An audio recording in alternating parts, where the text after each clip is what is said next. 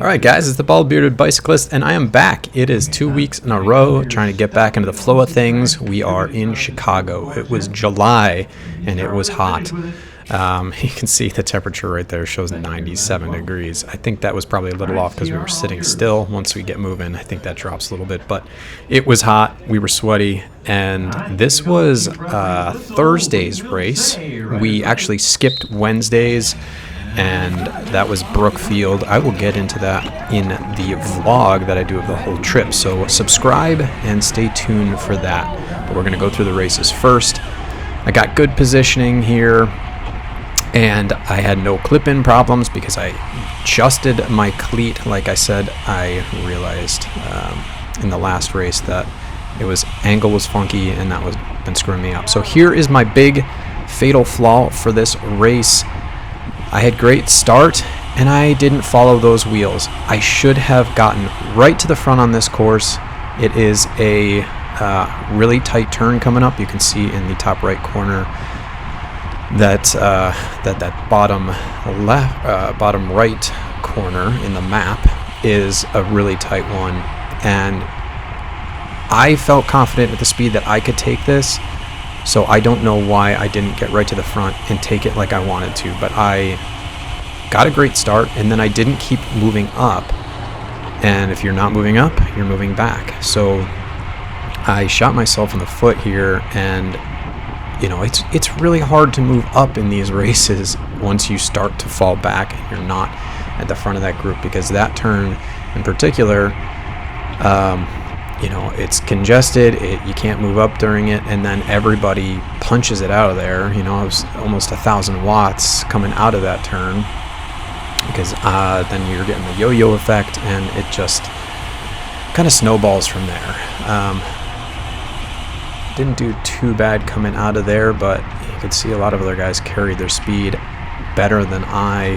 And what I've realized that it comes down to is just me not being comfortable with starting to pedal sooner after the corner. And I think it goes back to Monday. You can see some sketchiness in front of me here, where I clipped a pedal when I got a little too aggressive in the corner, and you know, I probably could be pedaling a little bit later before I coast and starting a little bit sooner. Just overall carrying speed better. You know, if you've seen these other Intelligentsia cups, it's probably a little bit repetitive, but it's just, you have to feel it in your body, and I haven't quite gotten there. I know it, and I can watch these videos and I can say, well, why aren't you pedaling here? And why aren't you carrying your speed here? As this giant gap opens between that guy and me. You know, it's just, I gotta feel it, and I have to keep working through that. So definitely was having trouble at that turn every lap. And I did find a couple of times on that first lap in here some space to move up on the right, and I'd make back a few of those positions, but then I was pushed pretty wide. People would fan out, so I had to hit the brakes right there. I was a little nervous that as that guy kind of went right before the turn, and you know, I seemed to fall back every time. So I should have maybe been taking these stretches. I should have been kept pushing it here. I could have gone inside more on that turn, and you know, I just wasn't taking the opportunities to really keep on the gas when I could have moved up, and it just comes down to nerves and really feeling comfortable putting myself in the pack. But it is strung out, and my heart rate is high, and it's saying 98 degrees, so this was definitely one of the hotter races. Let's see how we take this turn. I put myself so far on the outside, and then, you know, I was overlapping wheels with that guy, so it's not like I could have gone inside. I'm just not doing a good job of keeping the speed on. I'm seeing people in front of me pedal through. I think, I don't know, maybe they have shorter cranks, or I know the soloist's bottom bracket is actually pretty low, which gives it really good handling, but pedaling through corners maybe not so helpful. I can't imagine that the clearance is that different though, and I know that there's room for me to still keep pedaling. I mean, the power on the screen is maybe not quite accurate because that's 3-second power, so once you start seeing that, I've already probably been pedaling for 3 seconds, or at least a couple seconds. So it's not quite indicative of when I start pedaling, but you can hear it if you listen close, and I definitely could be starting sooner. That wasn't too bad of a corner there. I stayed on this guy in blue a little bit better, and then this guy to my right kind of pushed me, and I just gave up position. I don't know why I didn't just hold position on blue's wheel,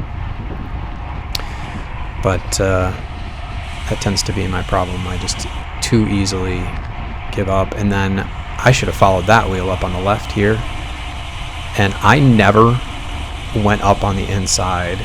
And I think, you know, you hear people about, you know, don't dive bomb, but that guy didn't get dive bomb. He went up and then found position to slot in. Everything was strung out, there was room, and I just never felt comfortable doing that. I always tended to stay to the outside, which I think really hurt me. There's gaps here that I'm then trying to jump across, and let's see how I take this one. We got some space. Well, it wasn't horrible, but again, you see a gap opening, so I think I'm just not getting back on the pedals soon enough. So I'm going to skip around a little bit on this one. I think there were a couple of corners that I did like the way I took, and overall I was just trying to stay with the pack and, you know, finish safe. So just jumping ahead a little bit, I think this is that same lap, but I actually like the way I left some room here. I didn't overlap wheels, and then I was able to cut in really nice there. Again, if I get on the pedals sooner, or I probably could have honestly kept pedaling through that entire corner, I would have kept my speed a lot better, but my line, I think, was better. I saw an opening and was able to take the opportunity, and you know, I probably could have gone a little more inside there. I don't know. I mean, people are leaving space open, and I'm just not. See, I'm going again at the outside of his wheel. I'm just not quite comfortable taking those corners, you can tell. But things are strung out, and we got to close things up, and it takes a toll. Jump ahead a little bit more. We'll actually watch this corner, see if I do any better here. Then I tend to give up positions so that I can get as far to the outside as I think I need to, but I don't need to be that far outside to take this corner. Again, probably not getting on the pedals until then. I gotta shoot almost over 900 watts. Now I'm making up positions. Now imagine if I didn't lose speed in those corners and I did this and I stayed near the front. I feel like these races could have been very, very different for me. I thought about trying to squeeze that gap, but didn't work, and then kind of overlapped wheels with him, got nervous, and had to tap the brake, which again made me lose a ton of speed. So let's jump ahead a bit. So this is a couple laps later, and actually I'm kind of, that wasn't a great corner, but this one I actually like a little bit. They slowed down, and I did go up the inside, and I I at least didn't really lose positions. I mean, there was the one guy I passed. That gap opens. Again, it's probably from me not getting on the pedals soon enough, but I liked the assertiveness of getting more on the inside and actually taking the line that was open to me, rather than just resigning to stay on the outside, which is not really the safer line. Yeah, I mean, if it's wide open, you can go, wide and then hit the apex and go wide again. But if it's congested and you're getting pushed wide, I mean, chances are if somebody crashes, they're going to take out everybody on the outside of the corner. So as long as you're not dive bombing, the inside may actually be safer. So keep that in mind. Jumping ahead just a little bit, we got a crash on the left side here.